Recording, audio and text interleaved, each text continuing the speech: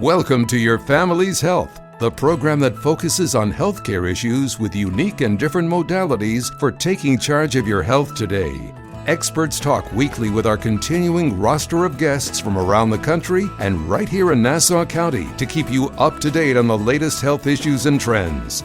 Take care of your mind, body, and soul. Spend the next half hour with the voice of Nassau Community College, 90.3 WHPC, and get on the journey to better health. Hello and welcome to Your Family's Health. My name is Dr. Jeanine Cook-Garard from the nursing department here at Nassau Community College. Today we're going to discuss the growing popularity of weight loss drugs like Ozempic. Learn about weight loss, surgical options, and what other options you might have to lose weight if you are dangerously overweight. My guest today is Dr. Charles E. Thompson, an advanced robotic and bariatric surgeon who is the Associate Program Director of the Mount Sinai South Nassau General Surgery Residency Program and an Assistant Professor of Surgery at the Mount Sinai Icahn School of Medicine. Dr. Thompson, welcome to Your Family's Health on the voice of Nassau Community College, 90.3 WHPC. Welcome. Thank you very much, and it's a pleasure being here. It's good to have you to discuss this very important topic. So tell us about yourself and why you decided to concentrate your work on weight loss. Going throughout my training program, as we all do in training for medical school, we have to pick which area we want to specialize in. And in medical school, I was immediately drawn to the field of surgery. Using my hands, using tools, using instruments to help people brought me a lot of satisfaction. The reason why I went into bariatric surgery, I am a bariatric surgeon or a weight loss surgeon, is because I also love patients. And for example, if I'm taking out someone's gallbladder, I see them once before the operation, I see them during the operation, I see them once after the operation, and I don't see them again. But with bariatric surgery, we see patients for a number of times before the operation for preparation purposes. We see them during the operation, and we follow them for a long period of time after the surgery. So not only am I able to use surgery to help people, but I'm also developing bonds. I'm building friendships and relationships with our patients, much like the family practice physicians do. So I get to marry family medicine with surgical medicine, and it brings a lot of joy to me and hopefully my patients as well. Sounds like an exciting career. So let's first talk about Ozempic and drugs like them. I know that these drugs were originally intended for diabetic patients. Am I right? That is correct. To lower the A1C and to regulate diabetes.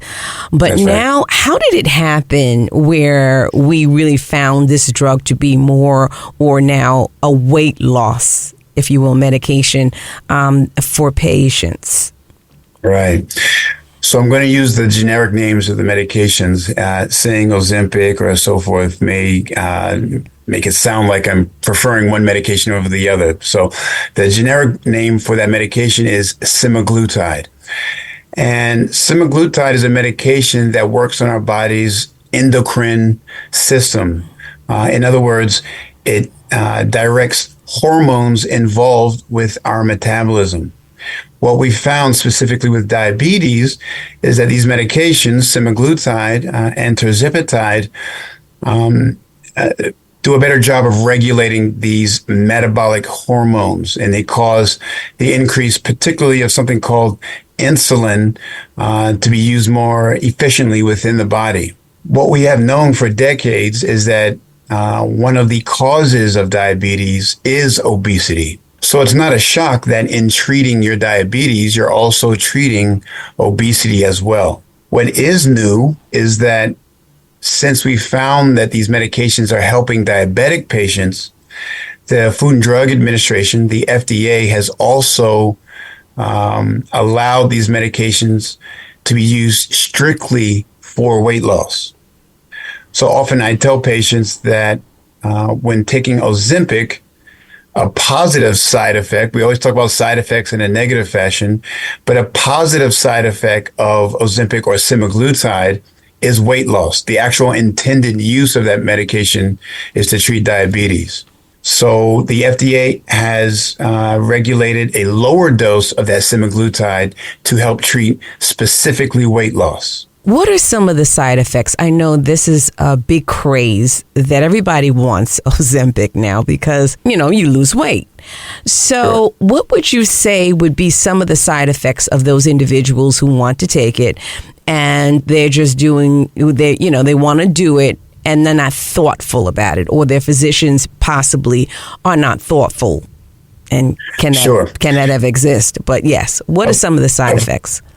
Of course. So I'm going to speak about the being thoughtful about using it. Even being thoughtful about using the medications, you can still get side effects. The more common side effects are nausea and vomiting. One of the mechanisms of actions of these medications is to literally slow down the movement of your stomach. So you're slowing down the digestive process. And when that happens, if you have too much food inside that stomach, you could become nauseous because your stomach isn't moving that food forward as it normally does, as fast as it normally does. So nausea and vomiting are the more common side effects of these medications. Some of the other less common side effects would be something called pancreatitis, or inflammation of your pancreas. You could have inflammation of your gallbladder, causing a cholecystitis. One of the very the very rare complications, and they've actually only seen this in animal models, is the thyroid cancer. In animal models, these medications have been shown to, on a rare basis, cause thyroid cancer. So you hear on these commercials, you'll see that they say, make sure you tell your doctor if you have a history of thyroid cancer or if someone in your family has a history of thyroid cancer. But the very overwhelmingly more common side effects are nausea and vomiting. How do you determine a good candidate for this medication? Yeah, great question. So we do something called we calculate something called your body mass index, your BMI. And many of your listeners, I'm sure, have heard that term before. We take your height and we take your weight. And based on your height and weight, we put that into a formula and come up with a number. That number represents your BMI, or your body mass index. Right now, these medications are approved for patients with a BMI over 30 or slightly lower with another pre-existing medical condition. So that's only if we're using these medications strictly for weight loss. If you're a diabetic, it doesn't matter what your BMI is, you are eligible to receive these medications. And so that's why you'll hear names like Ozempic, which is only for diabetes, and Wegovy. That is strictly for weight loss. So even if you're not diabetic, you should be receiving Wegovy, not Ozempic. Yeah. And so it's based on your body mass index. And I'm sorry, I just want to briefly make your listeners aware. The normal body mass index is anywhere between 18 and 25. We consider overweight between 25 and 29.9. Stage 1 obesity starts at 30 and goes to 34.9. Stage 2 obesity goes from 35 to 39.9. And morbid obesity is a BMI of 40 and above. So to prescribe someone Wegovy, we are looking at a BMI above 25. That is your suggestion. Or 30. A BMI above 30. Above 30. A BMI above 30, okay. That's correct.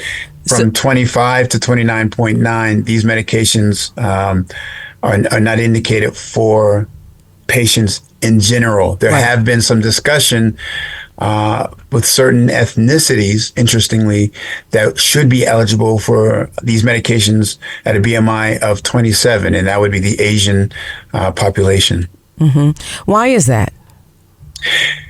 Because many studies have shown that at lower BMIs, those of Asian descent suffer greater morbidity from disease processes like diabetes and obesity in general. So the new guidelines will say that those of Asian descent are eligible for these medications at a lower BMI than normal. You're listening to Your Family's Health on the voice of Nassau Community College, 90.3 WHPC. My name is Dr. Jeanine Cook-Garard, and my guest today is Dr. Charles E. Thompson, an advanced robotic and bariatric surgeon who is the Associate Program Director of the Mount Sinai South Nassau General Surgery Residency Program and an Assistant Professor of Surgery at the Mount Sinai Icahn School of Medicine. So my next question to you, Doctor, this particular medication and those that are like for weight loss, can a patient be taking other medications? Are there any contraindications or interactions with other medications that would kind of move you away from prescribing Wegovy or Ozempic? Yes. So there are situations where we do not recommend these medications based on the patient's other medication profile. In particular, if the patient is taking other hormonal medications, we don't recommend using this semaglutide or tirzepatide. Particularly, we see this in patients who are already diabetic, who are already taking other diabetic-related medications that are going to alter hormonal metabolism. It's not what we call an absolute contraindication, but we have to be much more careful about how much of these medications we're prescribing if they're taking other hormonal medications. In addition, women who are on oral contraceptive medication or subcutaneous or intramuscular contraceptive medication, we recommend that they change their form of contraception to non-hormonal contraception because we're still not sure about the hormonal interaction from the metabolic hormones and the sex hormones. And so we always recommend to play it safe that they change the way that they receive their contraception. So these medications, are they lifelong, or once the patient has achieved their weight, they are weaned off or they stop abruptly? How are we stopping the medication? Tell me about that. So you're asking me a question that many of us ask each other in our field. How long should we keep these patients on these medications? That's an interesting question because if you think about it, if one is taking medication for their blood pressure and then they stop taking blood pressure medication for their blood pressure goes back up. So theoretically, you want to keep these patients on medication lifelong or for as long as possible. However, we know that with metabolic and hormonal medication, your body, for lack of a better term, gets used to that one dosage that you're giving. And over time, you're having to increase the dosage of that particular medication to receive the same effect. So semaglutide and tirzepatide haven't been out long enough for us to really get long-term data, meaning multiple decades data as to how long we should be keeping these patients on medications. However, there have been some reports to show that if patients are taken off this medication, that they do regain their weight over time. So a definitive answer to your question is we aren't sure. But a logical answer to your question based off of other studies on other hormonal medications and some more recent studies show that you should have patients continue this medication to achieve that weight loss effect. Now, I know for the benefit of weight loss, do you have the medication prescribed along with encouraging the patient to attend nutritional classes so that their lifestyle habits will kind of go with the medication so that they are achieving their long-term outcomes of weight loss? 100%. Weight loss and obesity is not, and forgive me for using very colloquial terms here, treating weight loss and obesity is not like going to get a haircut or getting your nails done. Obesity is a very chronic and devastating disease process. And just taking a pill to get rid of it unfortunately, is how some patients are looking at this process. When in actuality, this is a complete lifestyle change, and the pill is only helping you make that lifestyle change. Treating obesity and firstly becoming obese is so multifactorial. Yeah.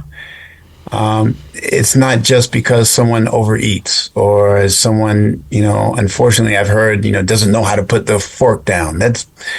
That's a very antiquated view as to how we're looking at obesity and how it develops. There are environmental factors, genetic factors, social factors, individual factors, and all of these play a role into why one becomes obese. Weight loss medication and weight loss surgery helps jumpstart the process of losing weight and maintaining that weight loss. And that's why I tell all of our patients, whether you're getting medicine or whether you're having surgery, medicine or surgery is just a tool. Yeah. And the tool only works if you use that tool properly. You just asked me a question about how long the medication needs to stay on board. And then I gave you the answer that once you stop the medication, patients are regaining the weight. While the patient is taking the medication, these patients are involved with dietitian classes and follow up with our program to teach them how to eat, when to eat, where to eat, basically relearning their relationship with food. Yeah.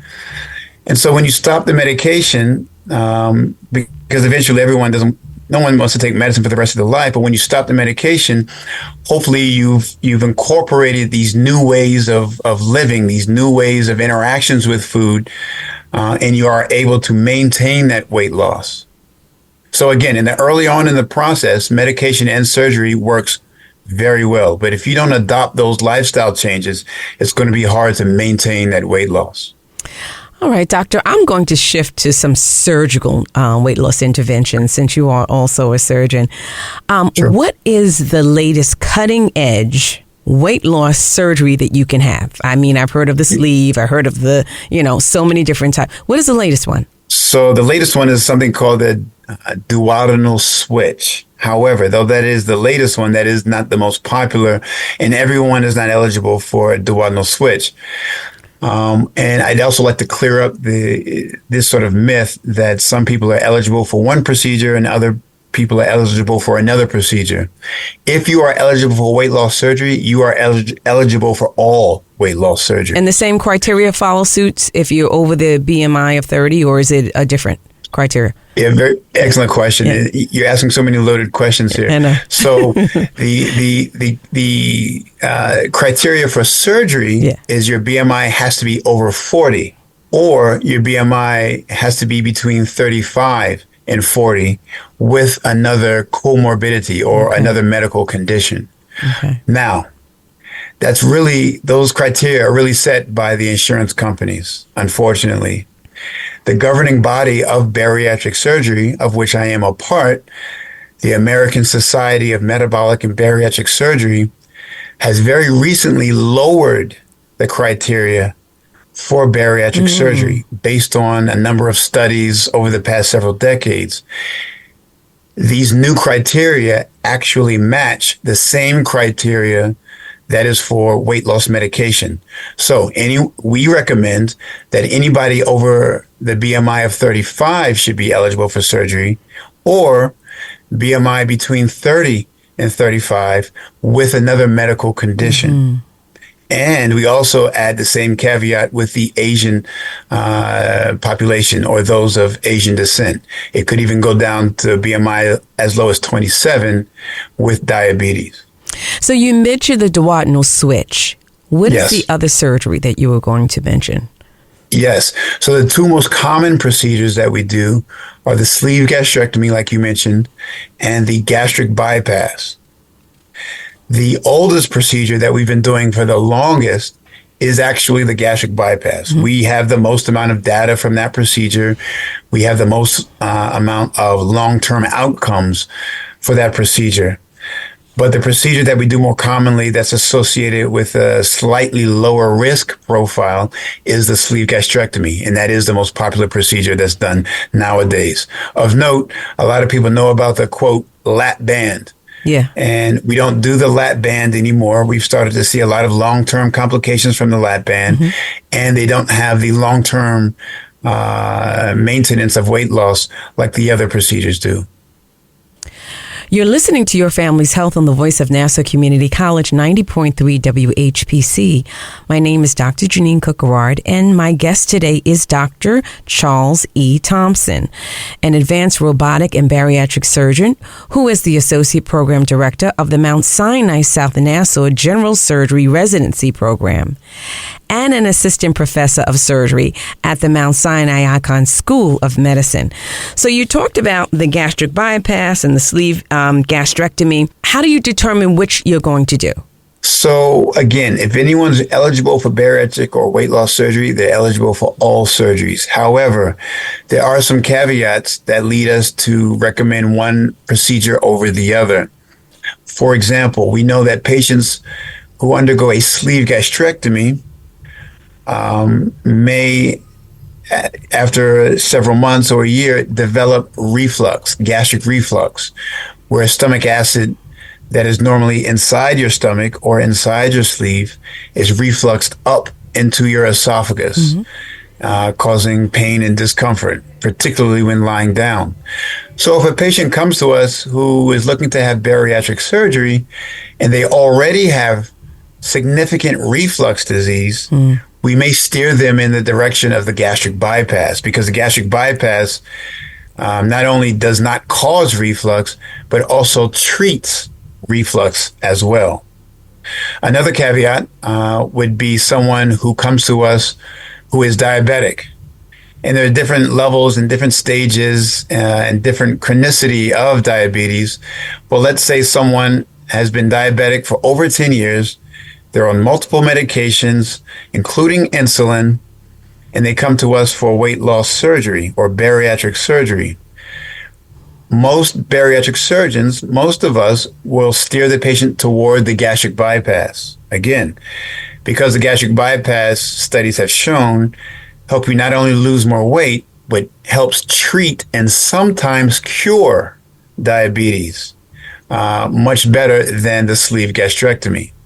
And there's some other very rare situations where we may choose one procedure over the other. But in general, if patients have reflux or if patients are diabetic, then we would choose the gastric bypass. So the risks and complications, I guess, would coincide with the surgery that you're going to perform on the patient, and you sit down and you have this kind of discussion with the patient as to Correct. What are the side effects, and all of that is a part of the preliminary workup, if you will, for the patient prior to the surgery. Is that correct? That is correct. After the surgery is over, the patients are left with some concerns about their surgery. What is the follow-up? So every surgeon has their own follow-up schedule, but in general, there's a 2-week post-op visit. There's a 1-month post-op visit. There's a 3-month post-op visit, 6 months, and then 1 year. And then after a year, it's an annual visit after that. And what do you wish to look at or want to achieve with these post-op visits? Right. So at the first post-op visit, we don't really look at weight loss or anything like that. We look at how is the patient doing? Did they do well after surgery? Are they having any complications? Are they having any issues? So that first post-operative visit is just about how the patient is recovering after surgery. Once we get to the 1-month visit, we start looking at, okay, have they lost any weight? How much weight have they lost? Are there other medical conditions? How are they being treated? Is the hemoglobin A1C coming down? That's something that we look at for diabetic patients in particular. We also want to make sure that from a nutritional perspective, they have the right amount of vitamins, minerals, and so we do blood work to make sure that they don't have any nutritional deficiencies. We also, at that 1-month visit, start making sure that they're tolerating a certain amount of liquids and foods, and perhaps advanced to the next stage of diets. After these surgeries, they go from just a clear liquid diet until, 2 or 3 months later, they're back with their regular diet and regular foods. So how do you measure success after surgery? Do you say, this was successful because the patient was able to get to their goal weight for a particular amount of time? How do you measure success? Yeah. So we measure success by the amount of excess weight loss that a patient achieves. Not total weight loss, but excess weight loss. So, for example, if for your height and weight, you're supposed to weigh 150 pounds, but you weigh 250 pounds, you have an excess of 100 pounds. So success is looked at really starting at a year to see how much excess weight you've lost. And patients with a sleeve gastrectomy on average will lose 55 to 60% of excess weight. For the gastric bypass, on average, again, it's 65 to 70% of excess weight. If we wanted to find out more information about surgery, what you do, I know this is a big thing for most people, particularly on Long Island and in the area. How do we find out more information to contact you about questions about bariatric surgery or the potential for surgery and the medications that are surrounding weight loss? How do we contact you? Sure. I can always be reached at 631-628-5430. I know a lot of your listeners go online to get information. I only ask that they go to reputable websites. TikTok, Facebook, these are not places where patients should be getting medical information. Visit governmental websites, other doctors' websites, and hospital websites for the best information. Well said. And we want to thank you for being here, Dr. Charles E. Thompson, an advanced robotic and bariatric surgeon who is the Associate Program Director of the Mount Sinai South Nassau General Surgery Residency Program and an Assistant Professor of Surgery at the Mount Sinai Icahn School of Medicine.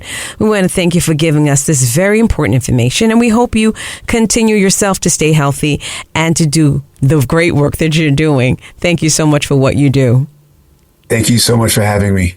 Have a great day. This is Dr. Jeanine Cook-Garard from the nursing department here at Nassau Community College. And we want to thank you for listening to this week's edition of Your Family's Health. We'd like to get your feedback on your family's health. Send your comments by emailing them to whpc@ncc.edu.